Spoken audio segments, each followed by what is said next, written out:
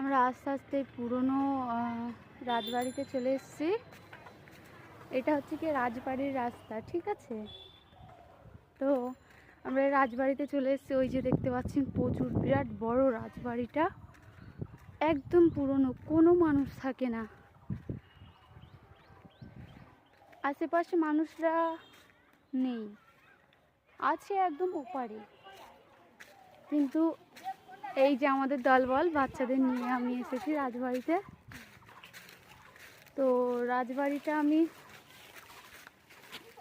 ঢুকছি, দেখতে পাচ্ছেন বন্ধুরা, প্রচুর মানে দেখতে পাচ্ছেন এখানে যদি বা কোনো একটা ভূতের সিন করা যায় না, দুর্দান্ত হবে, সিরিয়াসলি বলছি। এই যে সামনে জঙ্গল মতো গাছপালা, ঘরের ভিতরে ভূত আছে, ঘরের ভিতর থেকে দৌড়াতে দৌড়াতে এই জঙ্গলে কাউকে মারবে টেনে এনে, মানে দারুণ হবে, সেই লেভেলের। ও মাই গড, যদি আমার কাছে ক্যামেরা থাকতো না আমি নিজেই শ্যুট করতাম, সিরিয়াসলি বলছি।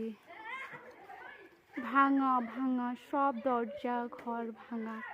আমি না বকে পুরো ঘরটাই, ঘরের ভিতরে ঢুকি, ঠিক আছে, ঢুকে ভিডিও বানাই।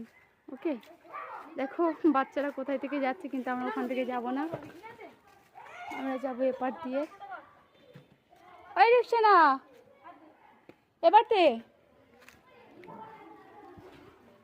দেখতে পাচ্ছ বন্ধুরা, দরজা ঘরটার সব খোলা আছে, সব কিছু ভাঙা পড়ে আছে, দেখতে পাচ্ছ।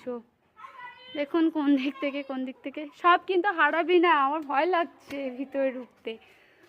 উফ, মাকড়সার জাল ভর্তি, দেখতে পাচ্ছেন লাইট টাইট কিছুই নেই, ঘর দুর্দান্ত সুপার। কটা শুধু রুম দেখুন বন্ধুরা,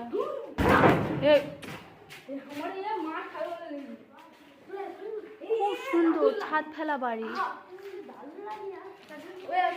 আমরা আস্তে আস্তে ওপরেও উঠে যাব বন্ধুরা। দেখুন এই বিছানাপত্র এখনো পড়ে আছে, অনেক পুরনো বিছানাপত্র। এটা কি ফটো রে কারোর?